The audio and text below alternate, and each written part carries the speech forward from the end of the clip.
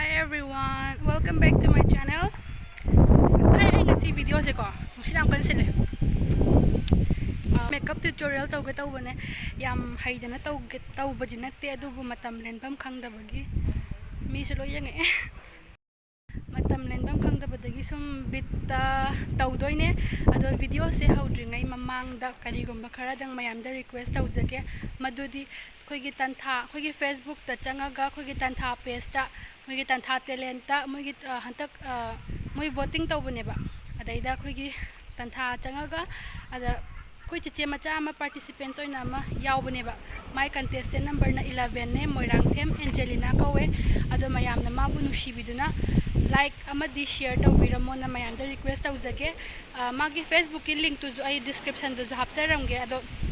description da jo hapsaramge ado mayam na tawbiramo like to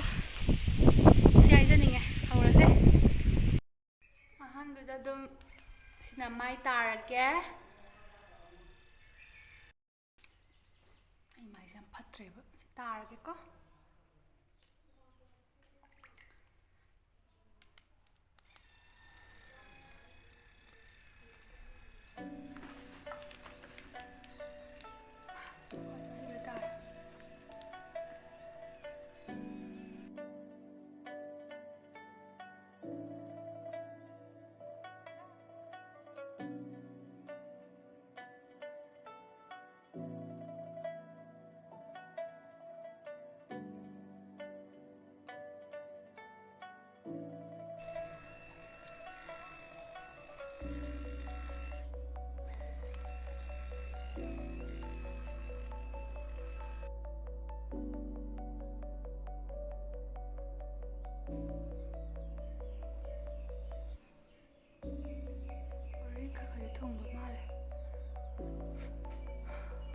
Thangda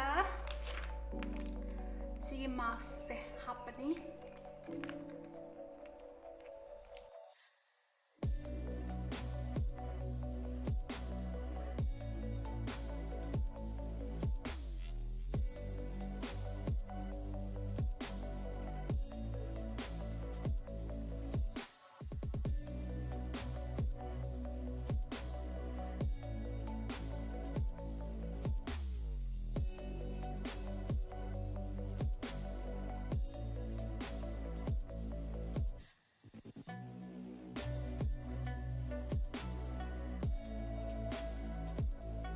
massage tawbiro maina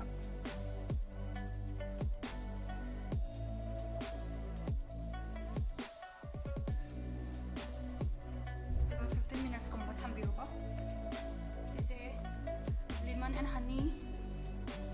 lemon ga honey ga ikano ma ado minute tranga thambiro se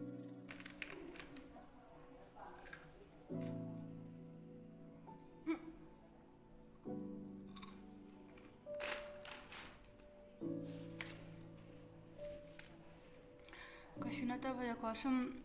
boring ga chubudo phone ga yiningta ba tanja yaudrana ada ai ka taw har kanda sa bulaka sige mayam je par animals in english ka har par ga ne si mayam je aseng ba uraba ka na sada haizabado sana habada panda aseng ba udri chita udri horse uridana mana horse na ure adagidi tortoise ure cat ure dog ure parrot ure pig cow mouse si kola se udri elephant udri rabbit ure rhino smanga sum isa thanda khanjara leiba ala asong ki fruit mayam se tomato sare cucumber sare pumpkin sare ni watermelon sare di ka an cha da yaw gele na si avocado se sadri ba smanga ka sum matam le laga ai se si mayam se par lei dominatra nga do ngar si aduga utla age ni tra sure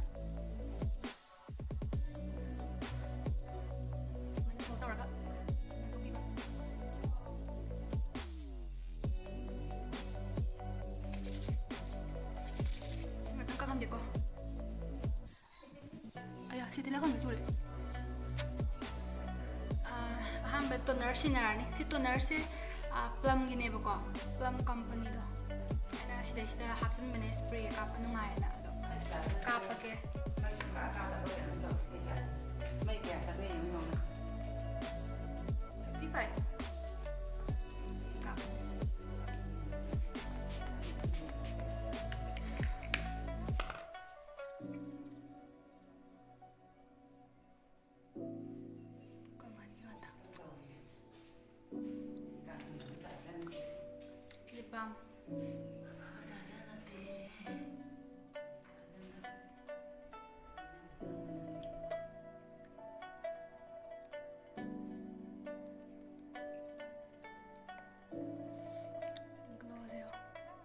face ꯑꯣꯏꯜꯅꯦꯕꯀꯣ ꯎꯔꯕ face oil ꯁꯤꯁꯦ ꯑꯃꯨꯛ ꯁꯤꯖꯤꯟꯅꯔꯒꯦ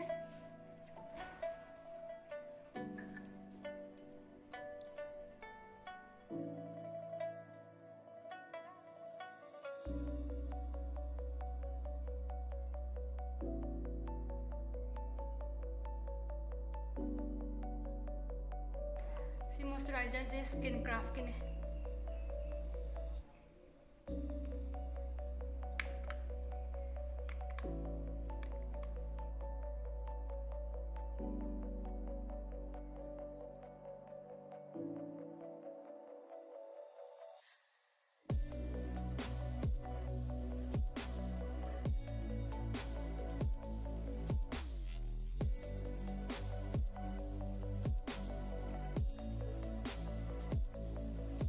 ꯃꯊꯪꯗꯅ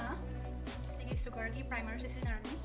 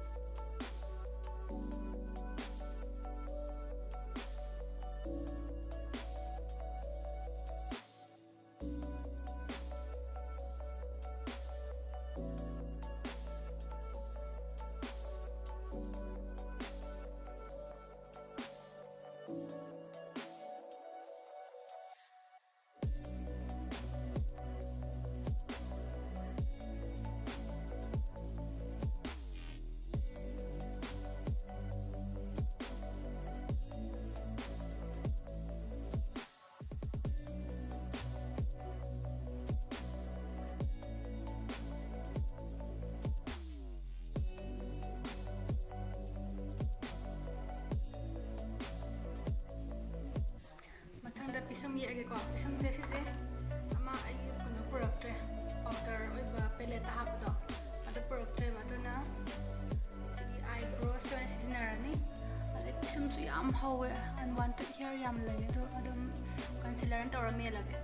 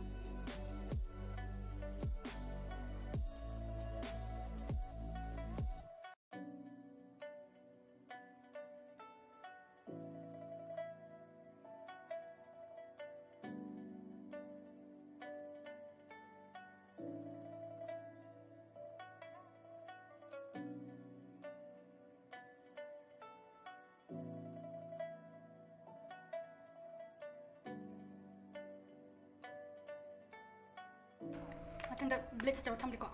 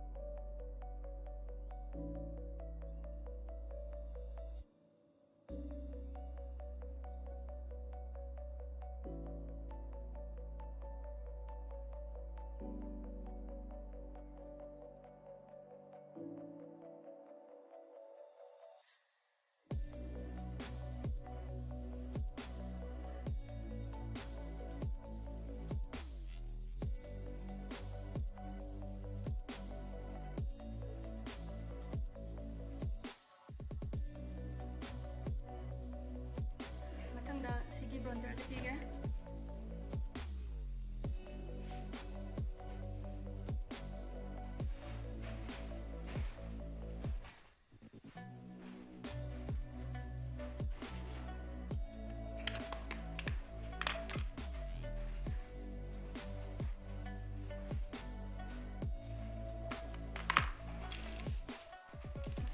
Done na highlighter.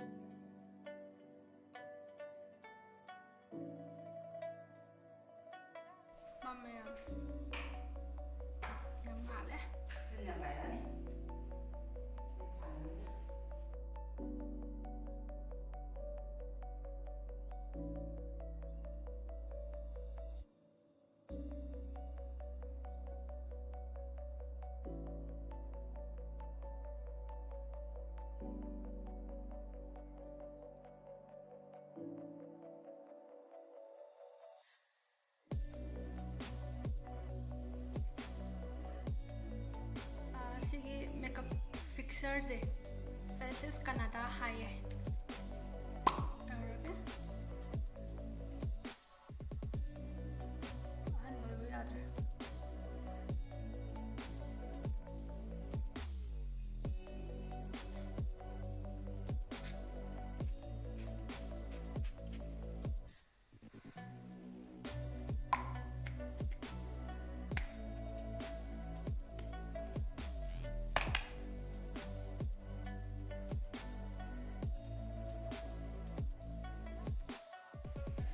ꯑꯩ ꯃꯥꯏꯁꯤꯁꯨ ꯅꯣꯏꯕꯅ ꯌꯥꯗ꯭ꯔꯦ ꯆꯥꯔ ꯇꯨꯝ ꯇꯧꯕ ꯂꯩ ꯑꯩ ꯗ꯭ꯔꯦꯁ ꯁꯦꯠꯆꯜꯂꯛꯑꯒꯦ ꯇꯨꯝꯃꯣ ꯅꯣꯏ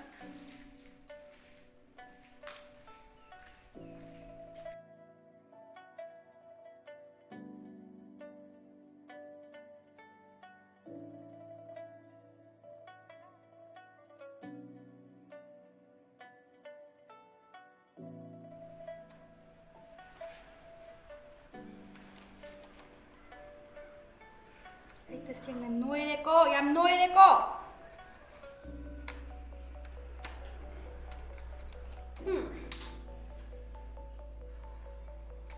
ꯅꯣꯏꯗ꯭ꯔꯣ ꯌꯦꯡꯉꯣ ꯌꯥꯝꯅ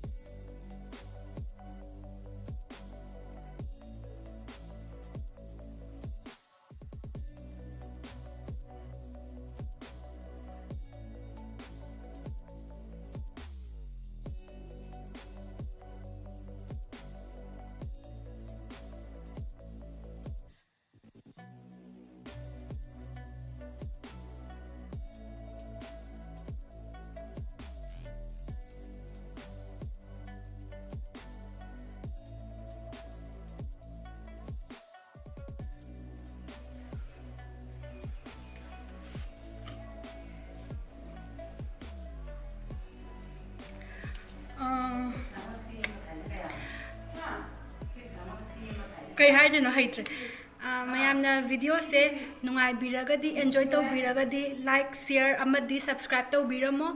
ꯑꯗꯨꯒ ꯑꯩꯈꯣꯏꯒꯤ ꯐꯦꯁꯕꯨꯛꯇ ꯑꯩꯅ ꯃꯃꯥꯡꯗꯁꯨ ꯍꯥꯏꯖꯈꯤꯕ ꯇꯟꯊꯥ ꯄꯦꯖꯇ ꯆꯪꯕꯤꯔꯒ ꯑꯩꯈꯣꯏꯒꯤ ꯃꯣꯏꯒꯤ ꯚꯣꯇꯤꯡ ꯇꯧꯕꯅꯦ ꯑꯗꯩꯗ ꯀꯟꯇꯦꯁꯇꯦꯟ ꯅꯝꯕꯔ 11 ꯑꯦꯟꯖꯦꯂꯤꯅꯥ ꯃꯣꯏꯔꯥꯡꯊꯦꯝꯗ ꯃꯌꯥꯝꯅ ꯅꯨꯡꯁꯤꯕꯤꯗꯨꯅ ꯂꯥꯏꯛ ꯂꯚ ꯑꯃꯗꯤ ꯋꯥꯎꯒꯤ ꯔꯤꯌꯦꯛ ꯇꯧꯕꯤꯔꯝꯃꯣ ꯑꯗꯨ ꯍꯥꯏꯖꯅꯤꯡꯉꯦ ꯁꯤꯃꯇꯪ ꯃꯌꯥꯝꯗꯒꯤ ꯔꯤꯀ꯭ꯋꯦꯁ ꯇꯧꯖꯒꯦ ꯃꯌꯥꯝ ꯄꯨꯝꯅꯃꯛꯄꯨ ꯑꯩꯅ ꯃꯌꯥꯝꯒꯤ ꯁꯞꯄꯣꯔꯠꯄꯨ ꯑꯣꯏꯅ ꯄꯨꯟꯁꯤ ꯆꯨꯞꯄꯗ ꯀꯥꯎꯖꯔꯣꯏ ꯑꯗꯨꯅ ꯃꯌꯥꯝꯅ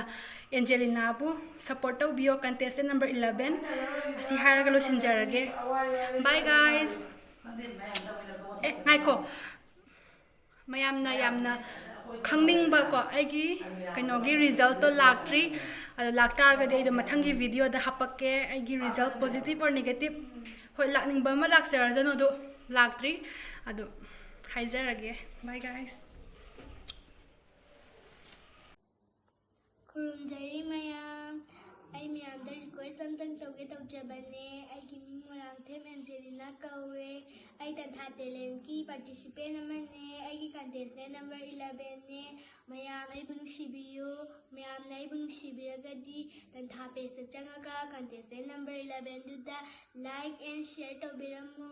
ꯑꯗꯣ ꯃꯌꯥꯝ ꯑꯩꯒꯤ ꯀꯟꯇꯦꯁꯇꯦꯟ ꯅꯝꯕꯔꯗꯣ ꯀꯥꯎꯅꯤꯀꯣ ꯑꯩꯒꯤ ꯀꯟꯇꯦꯁꯇꯦꯟ ꯅꯝꯕꯔ 11 ꯕꯥꯏ